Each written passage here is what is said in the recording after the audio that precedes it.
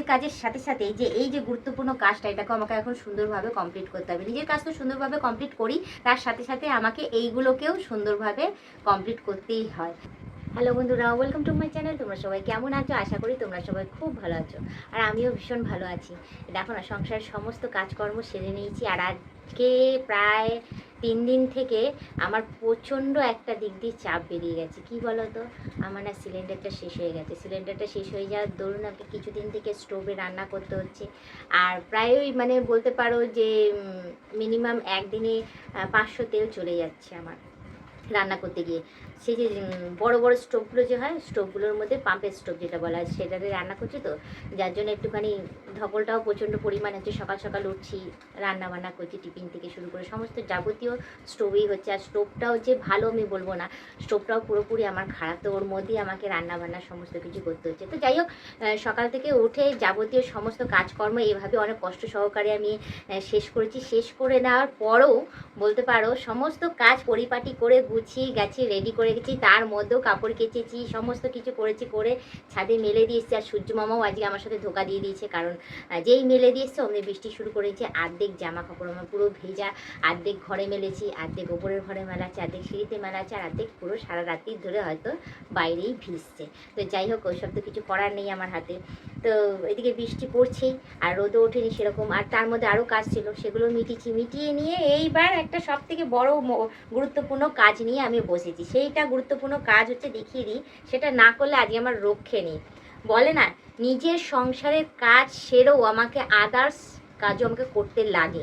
হ্যাঁ, এবার সেটা তো আমাকে করতেই হবে। সেটা বিশাল বড় বড় গুরুত্বপূর্ণ কাজ। সেটা হচ্ছে আমার মাম্মামের কাজ। না হলে বলবে, দেখো তোমাদের জিনিসগুলোই, যেরকম ওর বাবা ডায়লগ দেয়, হ্যাঁ, যে তোমাদের জিনিসগুলোই তোমরা কাছো, তোমাদের জিনিসগুলোই তোমরা পরিষ্কার করো, অথচ আমার জিনিসের কোনো কিছু হয় না। তো সেরকমও মেয়েও ওইটাই বাপের ডায়লগই দিতে শিখেছে। হ্যাঁ, সারাদিন তোমার জিনিস নিয়েই পড়ে থাকো, আর আমার জিনিস তুমি ঠিক করে দাও না। এই যে সব থেকে বড় গুরুত্বপূর্ণ কাজ হচ্ছে আমার মাম্মামের এই ড্রেসটা আমি দেখিয়ে দিই। ওর খুব পছন্দের ড্রেস। এই পছন্দের ড্রেসের মধ্যে এই প্রজাপতির মতো একটা কি একটা যেন রয়েছে, এই যে এটা আঠা দিয়ে আটকানো ছিল, এটা খুলে গেছে। এবার খুলে যাওয়ার দরুনে আমি আঠা দিয়ে আবার দ্বিতীয়বার আটকেছিলাম। তো যখন আমার তো কাছার ব্যামোর আছে, তোমরা জানোই, যখনই সার্ফের জলে চুবিয়েছি তখনই কী করেছে, এটা উঠে গেছে। যাই হোক, খুঁজে খাজে পেয়েছি, খুঁজে খাজে বার করেছি, তো শুকিয়ে গেছে। এখন শুকিয়ে যাওয়ার পরে এটাকে নিয়ে এখন আমি বসেছি সেলাই করতে। এই যে আমার নিজের কাজের সাথে সাথে যে এই যে গুরুত্বপূর্ণ কাজটা, এটাকে আমাকে এখন সুন্দরভাবে কমপ্লিট করতে হবে। নিজের কাজ তো সুন্দরভাবে কমপ্লিট করি, তার সাথে সাথে আমাকে এইগুলোকেও সুন্দরভাবে কমপ্লিট করতেই হয়। আর তাছাড়া আদার্সও কাজ রয়েছে, সেগুলো তো আর তোমাদের কাছে তুলে ধরা হয় না। সেই কাজগুলোকে আমাকে কমপ্লিট করতে হয় সুন্দরভাবে। সেগুলো যদি আবার পরিষ্কারভাবে সুন্দরভাবে না গুছিয়ে কাজ করি, হ্যাঁ, অগোছালো করে নোংরা করে যদি কাজ করি, সের জন্য আবার ভালো ভালো পুরস্কারও পাওয়া যায়, ঠিক আছে? তো যাই হোক, সেই পুরস্কার আমার তো রোজেরই এটা এখন কম্পালসারি হয়ে গেছে, সেটা আর বলা যাবে না। তো যাই হোক, এখন আমার মেয়ের গুরুত্বপূর্ণ কাজ নিয়ে আমি বসেছি, সেটা সেলাই করতে বসেছিলাম। তো অনেকবার সেলাই করেছি, সেলাই করার পরও আমি ডিসিশন নিতে পারছি না এটাকে কীভাবে আমি সেলাই করে আটকাবো। এই দেখো, নীল রঙের সুতো পেয়েছি, এর ম্যাচিংয়ের সাদা সুতো আমি পাইনি, আর সবুজ রঙের সুতো আমি পাইনি। নীল আছে, লাল আছে, হলুদ আছে। তো আর একবার আমি ভেবেছিলাম যে হলুদ দিয়ে আটকাবো, তাও ভাবলাম যে নীল দিয়ে যদি সেলাই করে ডেকোরেট করে যদি আটকাই তাহলে ভালো হয়। 3বার সেলাই করলাম, 3বার খুললাম, একদম মানে সেট হচ্ছে না, জানো তো, মানে কি করবো বুঝে উঠতে পারছি না।